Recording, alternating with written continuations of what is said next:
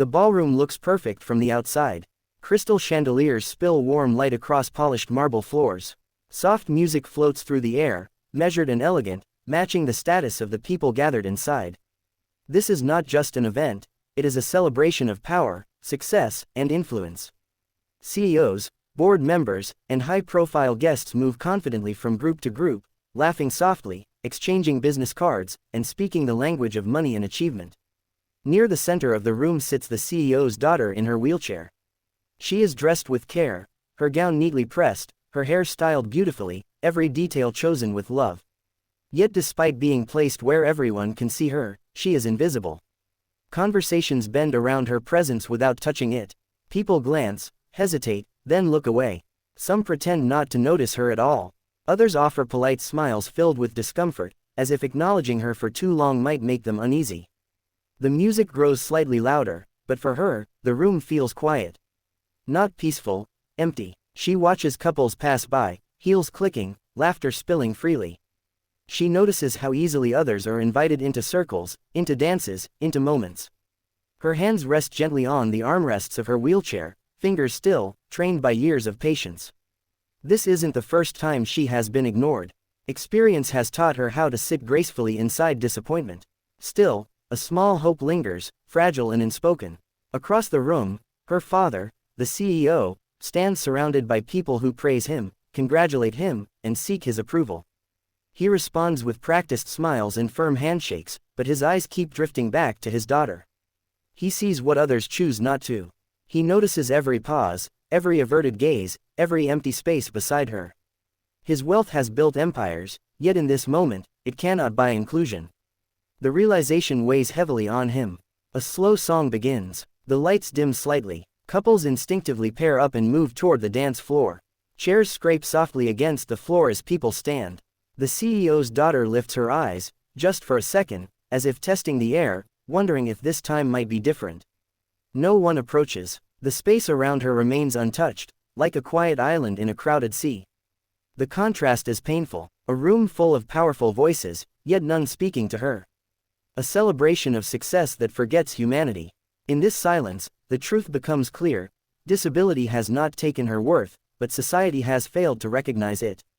The scene holds its breath, unaware that everything is about to change. The music shifts, becoming lighter, more inviting. The band announces an open dance, and the atmosphere in the ballroom subtly changes. Chairs are pushed back, laughter grows louder, confidence fills the room as couples naturally form, moving toward the dance floor as if pulled by an invisible signal. This is the part of the evening everyone has been waiting for, the moment to be seen, to belong, to shine. The CEO's daughter watches closely. Her eyes follow the movement of people standing, pairing off, stepping forward without hesitation. She adjusts her posture slightly in her wheelchair, a small, almost unconscious gesture. Her fingers tighten for a moment on the armrest, then relax. She has learned not to expect much. Still, hope is stubborn. It survives even when logic tells it not to. Across the room, her father notices the change in her expression. He knows that look, the quiet question she never asks out loud. Should he intervene? Should he ask someone, anyone, to include her? The thought crosses his mind, but he stops himself. Forced kindness would only deepen the wound. He stays where he is, helpless, watching time stretch. Painfully slow. Then something unexpected happens. From the far corner of the ballroom, a man stands up alone. He is not surrounded by admirers.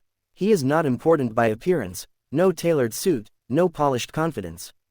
Just a simple presence. For a moment, he hesitates.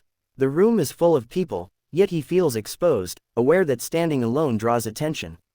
He takes a breath, as if making a decision that matters more than comfort. Whispers ripple quietly through the crowd.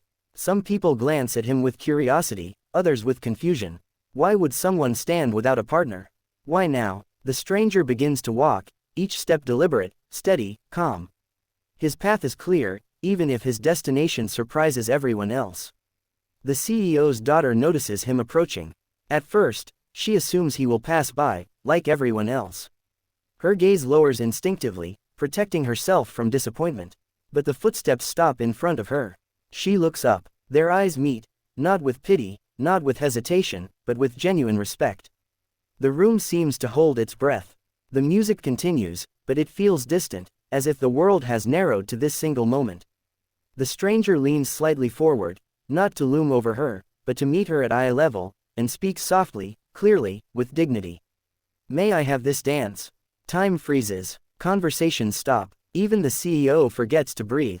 This is not an act of charity, it is an invitation. A choice made freely, without expectation of praise. In that instant, the balance of the room shifts. A single question challenges every silent excuse, every ignored moment before it. The answer, whatever it will be, has the power to change everything. For a heartbeat, the world stands still. The music continues to play, but it feels softer now, as if it, too, is listening. The CEO's daughter looks at the stranger, surprised, not by his words, but by the sincerity behind them. No one has ever asked her that so simply, so naturally. She hesitates for only a second, then her lips curve into a small, brave smile. She nods. The stranger does not rush. He does not draw attention to himself. With gentle care, he positions himself beside her wheelchair, asking quietly if she is comfortable. Together, they move toward the dance floor. The wheels glide smoothly across the polished floor, becoming part of the rhythm rather than an interruption. There is no awkwardness, no spectacle, only presence. As they reach the center, the stranger begins to move with the music. He steps lightly, turning in slow circles, allowing the wheelchair to follow the melody. He raises his arms slightly, guiding the dance without control, without ownership. He dances with her, not around her. The movement is respectful, graceful, human. The girl's expression transforms. The tension in her shoulders fades. Her eyes brighten, reflecting the chandelier light above. For the first time that evening, and perhaps for the first time in a long while, she feels included, not as a symbol, not as a burden, but as a person. Her laughter slips out softly at first, then freely, carried by the music. Around them, the room changes. Conversations fade into silence. Phones lower. Glasses stop clinking. Guests watch, stunned by the simplicity of what they are witnessing. Some feel a tightening in their chest, others blink back unexpected tears. They realize how easily they could have done this themselves, and how they chose not to. The CEO watches from across the room, his composed expression breaking for the first time. His eyes fill, his jaw tightens. In all his years of building companies and commanding respect, no moment has ever moved him like this. A stranger, with no title, no power, has given his daughter something priceless, dignity. As the song reaches its final notes, the stranger gently spins once more and comes to a stop. For a second, there is silence. Then someone begins to clap. One pair of hands becomes many. Applause rises, slow at first, then thunderous. Guests stand, not out of obligation, but understanding. The CEO's daughter sits taller, her smile radiant, her presence undeniable. The room finally sees her. And in that moment, the truth becomes clear to everyone watching. Real greatness is not found in status, wealth, or applause, but in the courage to see another human being and choose kindness.